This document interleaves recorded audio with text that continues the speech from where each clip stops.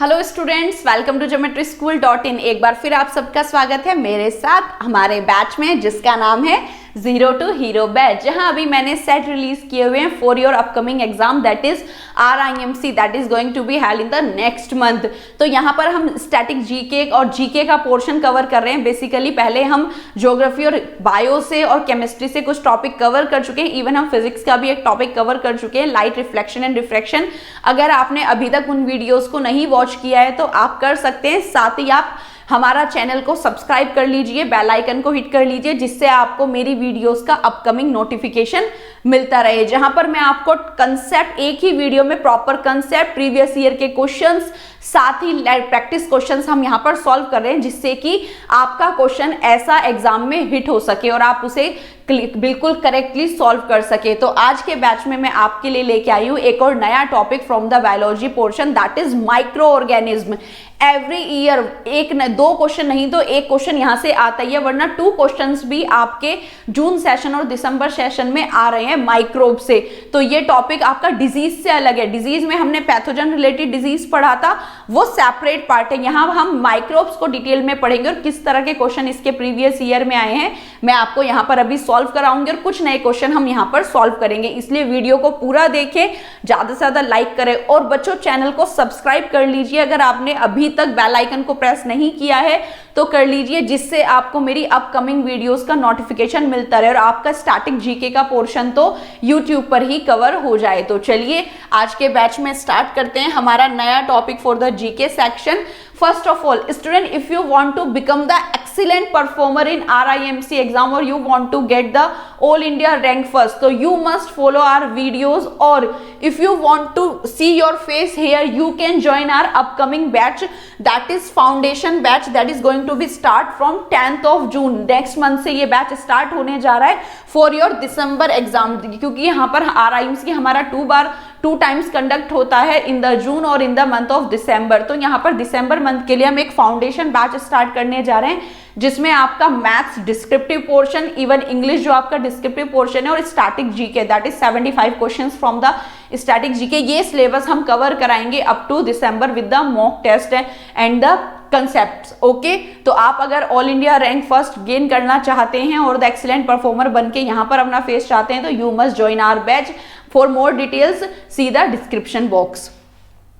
Okay student, तो आज का टॉपिक स्टार्ट करते हैं without any delay. Here we are going to discuss the micro organism, type of micro organism, how they are friend to us और how they are enemy to us. तो ये सारी चीजें हम यहाँ डिस्कस करने वाले हैं, फिर इसके प्रीवियस ईयर क्वेश्चन हम यहाँ डिस्कस करेंगे। तो देखिए, the organism around us which we can not see with naked eyes, वो ऑर्गेनिज्म जिन्हें हम नेक्ड आई से नहीं देख सकते हैं, they required some aided object that is the microscope to see the very tiny organism.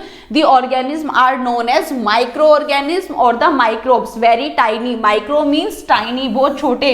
Organism means any living organism. So they are known as microorganism. Here is the classification of microorganisms. First one is bacteria, algae, protozoans or the fungus. These are the classification of the microorganisms. We called it bacteria, the prokaryotic cell, unicellular होते हैं mostly. Algae eukaryotic, यहाँ पर ये multicellular होती हैं। Protozoan की बात करें तो these are the primitive organisms like amoeba. साथ ही फंगस की बात करें तो this is your rhizopus और the bread mold, जो आपकी चपाती पर लग जाता है, green color mold. This is an example of fungus. तो यहाँ पर हम एक और ऑर्गेनिज्म पढ़ते हैं दैट इज वायरसेस, लेकिन हम इसको यहाँ माइक्रोब्स की कैटेगरी से अलग रखते हैं, क्योंकि ये क्या है, लिविंग और नॉन लिविंग की बॉर्डर लाइन पर होता है। जब तक ये एनवायरनमेंट में होता है इनएक्टिव होता है, और जैसे ही ये किसी होस्ट बॉडी में एंटर कर जाता है it become to replicate again and again, ये मल्टीप्लाई करना स्टार्ट कर देता है by using the genome of the host cell. तो यहाँ पर viruses are the microscopic, they however reproduce only inside the cell of the host organism, even it can be a plant or animal, क्योंकि viruses आपके plant को भी infect करते हैं और एनिमल्स को भी इन्फेक्ट करते हैं। जो एनिमल्स को इन्फेक्ट कर सकते हैं वो प्लांट को इन्फेक्ट नहीं कर सकते, और जो प्लांट को इन्फेक्ट करते हैं वो एनिमल्स को इन्फेक्ट नहीं कर सकते। ओके, तो वायरसेस हमारे इन क्लासिफिकेशन से अलग होते हैं because they are at the border line of living और नॉन लिविंग। जैसे ये आपका एग्जाम्पल है बैक्टीरियोफाज का, these are the example of your कोविड-19। नेक्स्ट बात करें तो फ्रेंडली माइक्रो ऑर्गेनिज्म। अब माइक्रो ऑर्गेनिज्म जो होते हैं वो हमारे फ्रेंड भी होते हैं as well as they are foe, क्योंकि वो डिजीज भी कोज करते हैं, but in many cases micro organism are friend. बहुत सारी चीजें ऐसी हैं जो बिना माइक्रोब्स के हो ही नहीं सकता, like production of yeast, production of alcohol, fermentation process, all these occur because of the presence of micro organism. See how many field microbes can help us. Micro organism are used for various purposes, making of curd and bread. Even if we want to make curd from the milk, we need a bacteria that is lactobacillus acidophilus that convert the lactose sugar into the lactic acid and convert the milk into the सोर curd. वो milk को क्या करता है, convert कर देता है into the खट्टी दही बन जाता है उससे। When we add little bit of curd into the milk, तो वहां पर कौन से बैक्टीरिया होते हैं, लैक्टोबैसिलस, बैसिलाई शेप के होते हैं, तो बैसिलस एसिडोफिलस वो क्या करते हैं, लैक्टोज शुगर, मिल्क की जो लैक्टोज शुगर है उसको लैक्टिक एसिड में कन्वर्ट कर देते हैं। तो इसी तरह जो आपका ब्रेड का डो राइज कर जाता है because of the yeast, Saccharomyces cerevisiae, a fungus. Commercial use of micro organism, हम लार्ज स्केल पर फर्मेंटेशन फैक्ट्रीज में यूज करते हैं for the production of alcohol, production of wine, beer, beverages जो बनते हैं बिकॉज ऑफ द यीस्ट, हम इसको एनारोबिकली वहां पर रिप्रोड्यूस कराते हैं। एसिटिक एसिड और किचन विनेगर जो हम बनाते हैं, खट्टा एसिटिक एसिड जो सिरका बनाते हैं। Medicinal use of micro organism, microbes को यूज करके लाइक फंगस यूज की जाती हैं बैक्टीरिया की ग्रोथ को रोकने के लिए, तो हम मेडिसिन बनाते हैं लाइक इरिथ्रोमाइसिन, पेनिसिलिन, टेट्रासाइक्लिन, और these are the antibiotics that are made from the fungus. Vaccine की बात करें तो vaccines are formed by weakened और किलिंग द माइक्रोब्स, वायरसेस को ही किल करके या उनको वीकेंड करके क्या बनाए जाते हैं, वैक्सीन बनाए जाते हैं। Increasing soil fertility, if you want to increase the fertility of the soil, there are the microorganisms that convert atmospheric nitrogen into the nitrate compounds that are absorbed by the plants and that are taken by us, and this complete cycle is known as nitrogen cycle. It is occur because of the rhizobium, azotobacter, the atmospheric converting nitrogen को convert करने वाले bacteria होते हैं that are found in the root nodules of leguminous plant. Cleaning the environment, if we talk about the cleaning of the environment by degrading the biodegradable waste, bacteria क्या करते हैं, biodegradable waste को convert कर देते हैं into the humus and make the environment clean और increase the fertility of the soil। तो ये सारे यूजेस हैं जो all because of the microbes की हेल्प से होते हैं।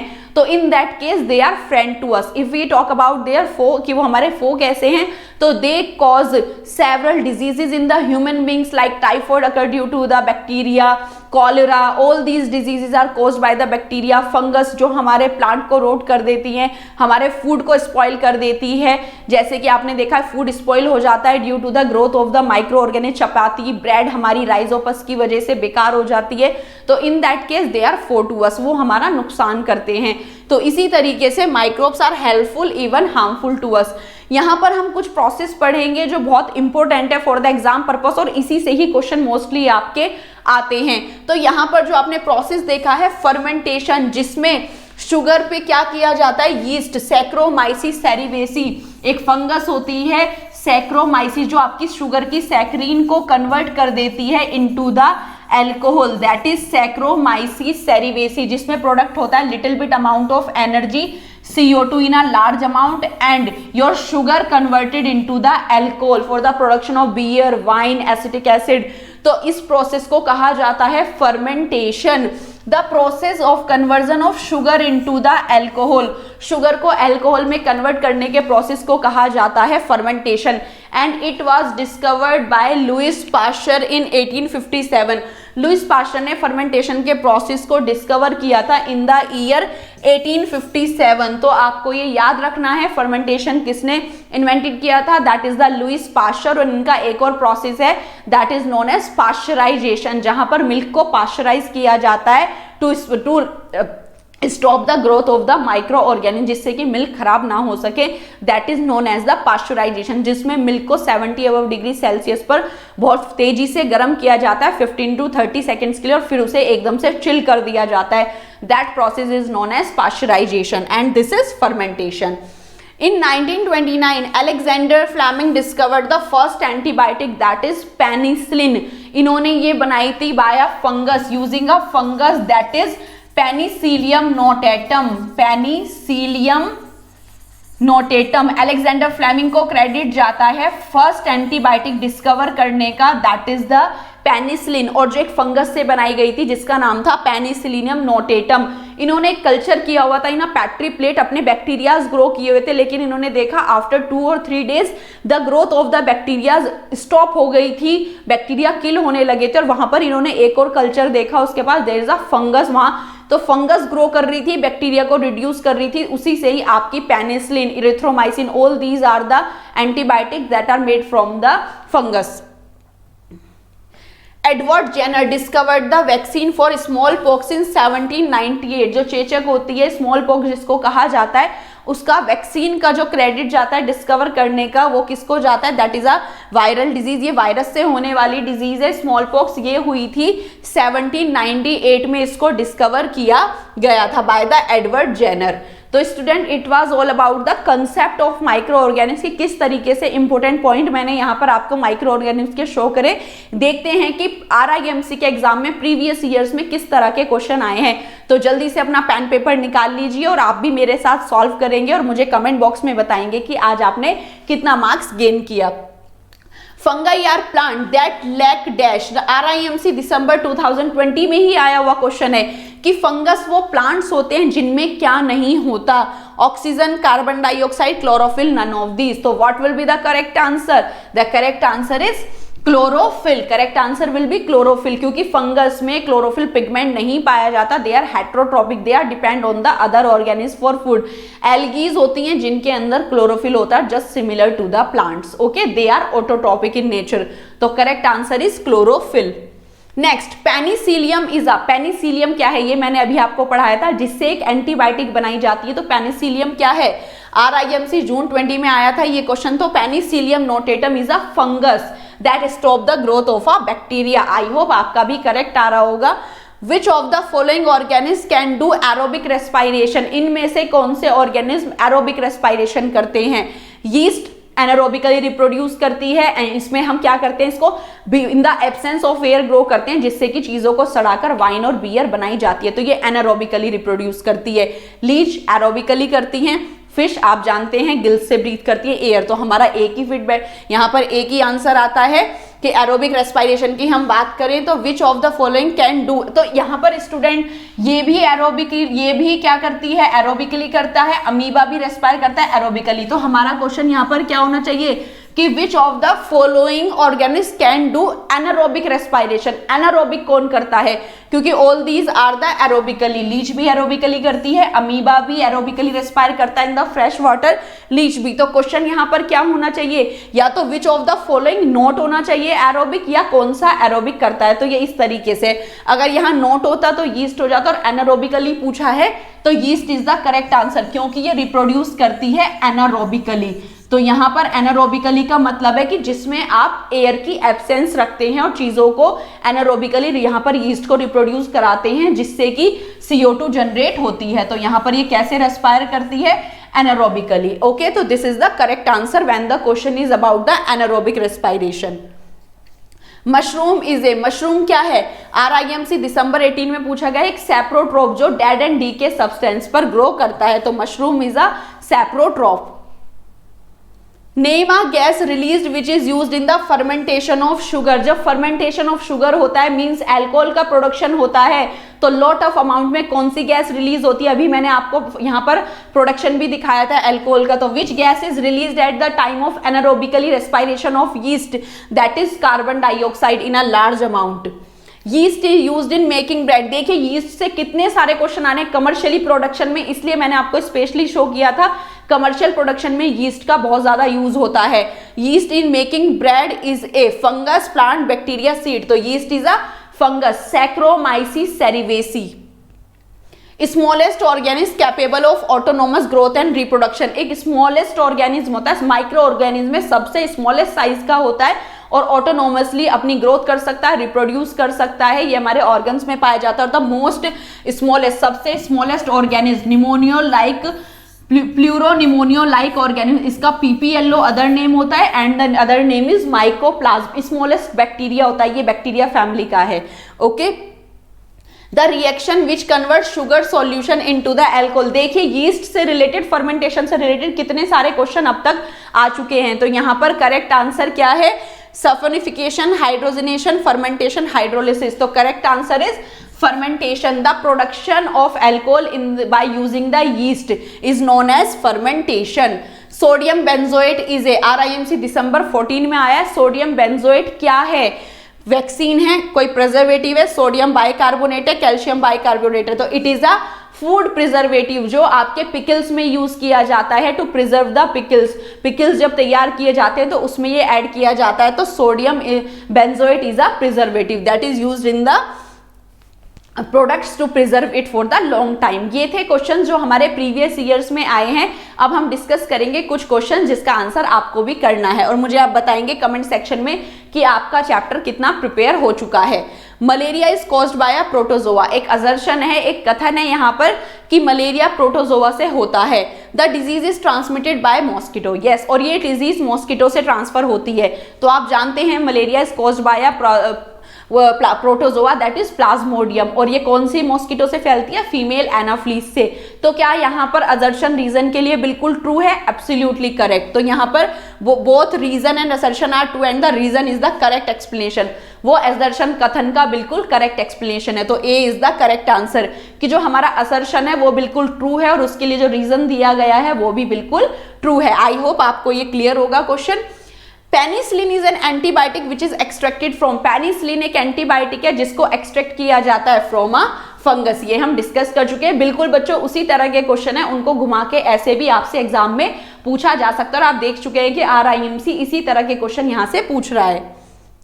The process of conversion of sugar into alcohol is fermentation. बिल्कुल ये तो आपको पहले भी पता चल गया है। द ब्रेड और इडली डो राइजेस बिकॉज। जब आप ब्रेड के लिए या इडली के लिए जो डो तैयार करते हैं वो राइज हो जाता है because of the growth of yeast cell. जब आप उसमें यीस्ट पाउडर डालते हैं तो वो CO2 जनरेट करती है जिसकी वजह से वो फूल जाता है। तो आपका भटूरा और ब्रेड का आटा इसी तरह से लगता है। The most common carrier of the communicable disease. जो मोस्ट ऑफ द जो डिजीजेज है कम्युनिकेबल, हम कम्युनिकेबल डिजीज फर्स्ट वीडियो में पढ़ चुके थे, जो ट्रांसमिट होती है from infected to the healthy person. तो एक कॉमन कैरियर क्या है?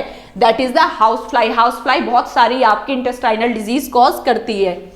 Carrier of malaria causing protozoan. Malaria cause करने वाले प्रोटोजोन की कैरियर कौन है? House fly, female anopheles mosquito, cockroach, butterfly. Correct answer is female anopheles mosquito. The following is an antibiotic. इनमें से कौन सी एक एंटीबायोटिक है? Sodium bicarbonate, no. Streptomycin, alcohol, yeast. Correct answer is streptomycin. This is a antibiotic. Yeast is used in the production of sugar, alcohol, HCl, oxygen. Correct answer is alcohol. Very simple, आप सबने कर लिया होगा। Cholera is caused bye. ये question हम microbial disease में भी कर चुके हैं। अगर आपने उन वीडियोस को देखा है तो आपको एब्सोल्युटली पता होगा कि cholera is caused by a bacteria that is Vibrio cholerae, a intestinal disease in which you have to there is a patches और the vomiting is there. Assertion दिया हुआ है एक एल्गी जो है हेटेरोट्रॉपिक होती है, they do not have chlorophyll. Wrong statement, wrong reason. Algae आपकी ऑटोट्रॉपिक होती है, दे हैव क्लोरोफिल। तो both assertion and reason are true. तो ये तो हमारा है ही नहीं। Both the assertion and reason are false, दोनों ही फॉल्स हैं। Algaes are the autotrophic and they have chlorophyll. तो करेक्ट आंसर क्या होगा? Both are the false. Blue green algae fix dash directly from air to enhance fertility of the soil. अभी मैंने आपको nitrogen fixation की cycle के बारे में बताया था। ब्लू ग्रीन एल्गी क्या करती है? एटमॉस्फेरिक नाइट्रोजन को फिक्स करती है into the nitrogenous compound to increase the. Blue green algae आपका बेसिकली एक बैक्टीरिया होता है जिसका नाम है साइनोबैक्टीरिया। तो correct answer is nitrogen. They convert atmospheric nitrogen into the nitrogenous compound. Dash discovered the bacterium bacillus anthracis which cause anthrax disease in cattles. Cattles में एक डिजीज होती है एंथ्रेक्स, उसके बैक्टीरिया की खोज की थी किसने? रॉबर्ट कोच ने। रॉबर्ट हुक ने सेल की डिस्कवरी की थी। तो Robert Koch is the correct answer. Salt, edible oil, some chemical use to check the growth of micro organism. कुछ सॉल्ट्स होते हैं जो हम कॉमन सॉल्ट यूज करते हैं at the time of pickling, जब हम पिकल्स बनाते हैं। एडिबल ऑयल जो हम फिश पर डाल के रखते हैं, या हम पिकल्स में बहुत सारा ऑयल डाल देते हैं जिससे कि बैक्टीरिया ग्रो नहीं करते। इसी तरह भी हमने केमिकल पढ़ा था सोडियम बेंजोएट। तो ये सब कॉमनली क्या कहलाते हैं? Food preservatives, they are known as the preservatives, जो हमारे फूड को प्रिजर्व करने के काम आते हैं। Dash promote the formation of curd, अभी मैंने जब लेक्चर स्टार्ट किया था तभी बताया था कर्ड का फॉर्मेशन किसकी वजह से होता है, राइजोबियम नहीं, वो एक एटमॉस्फेरिक नाइट्रोजन फिक्सर है। यीस्ट हमारी अल्कोहल प्रोडक्शन में काम आती है। लैक्टोबैसिलस एसिडोफिलस, नाम से याद रखेंगे, लैक्टोज, जो लैक्टोज को लैक्टिक एसिड में बदल दे बैक्टीरिया, उसका नाम है लैक्टोबैसिलस एसिडोफिलस। टाइफॉइड और tuberculosis are the disease, typhoid salmonella typhi, tuberculosis microbacterium tuberculosis से होता है, तो करेक्ट आंसर इज बैक्टीरिया, ये आपने पढ़ा था in the microbial disease. The process of fermentation was discovered by Louis Pasteur ने इसको डिस्कवर किया था, and the pasteurization process also. A person suffering from dash should always cover his mouth और nose with a handkerchief while listening, ये आपका सैनिक 6th में आया हुआ क्वेश्चन है बच्चों, इसलिए माइक्रोब से रिलेटेड है, मैंने यहाँ पर डाल दिया कि जब भी किसी को क्या होता है तो उसको अपनी नोज हैंडकरचीफ से कवर करनी चाहिए, दैट इज कॉमन कोल्ड। जब ये, क्योंकि एक वायरल डिजीज है, इसके ड्रॉपलेट से ये स्प्रेड हो सकता है। Amoebic dysentery and malaria are caused by protozoan, इसमें बच्चों अगर आपको दोनों डिजीज भी नहीं पता बट जो एक पता है आप उससे भी आंसर सॉल्व कर सकते हैं। मलेरिया प्लाज्मोडियम प्रोटोजो से होता है, तो इट मींस यहाँ पर करेक्ट आंसर प्रोटोजोई होगा। डाइसेंट्री जो होती है वो अमीबिएसिस से होती है, वो भी एक प्रोटोजोन है, तो correct answer is protozoa. Okay student, तो it was all about the micro organism ना सिंगल वीडियो, मैंने आपको सिंगल वीडियो में कंसेप्ट प्लस इसके प्रीवियस ईयर क्वेश्चन और कुछ न्यू क्वेश्चंस कराए हैं। आई होप आपके एग्जाम में बिल्कुल ऐसे ही क्वेश्चन आ सकते हैं। स्टूडेंट, अगर आप किसी भी एक रेप्यूटेड स्कूल की प्रिपरेशन करना चाहते हैं एंट्रेंस एग्जाम की, तो आप हमारा ज्योमेट्री स्कूल का हॉस्टल फैसिलिटी ऑफलाइन कोचिंग भी ले सकते हैं, जो अब पैंडेमिक पीरियड के बाद स्टार्ट हो चुका है, जिसमें आपको dedicated classes with expert teacher, group discussion, maths and canteen for your refreshment, full time आपको कंप्यूटर लैब मिलेगी फॉर योर ऑनलाइन प्रैक्टिस है, जिससे कि आप क्वेश्चंस की प्रैक्टिस कर सकें, साथ ही sports and exercises for your medical test, and uniform and stationery will be provided by the school itself, and all the classes will be under the camera, आपका कैमरा सर्विलेंस के अंदर ही, सारी CCTV surveillance के अंदर ही आपकी proper classes होती हैं, proper monitoring होता है क्लास का, जो आपके पेरेंट्स के साथ शेयर किया जाता है कि आप किस तरह का ग्रोथ कर रहे हैं फॉर योर अपकमिंग एग्जाम। तो अगर आप हमारी ऑफलाइन कोचिंग ज्वाइन करना चाहते हैं इन द स्कूल, तो डिस्क्रिप्शन बॉक्स में सारी डिटेल्स गिवन है, नंबर गिवन है, आप कॉल करके ज्यादा से ज्यादा इंफॉर्मेशन कलेक्ट कर सकते हैं। आई होप स्टूडेंट वीडियो आपको अच्छा लगा होगा। थैंक्स फॉर वॉचिंग, जल्दी ही मिलती हूँ with the new topic. Bye bye.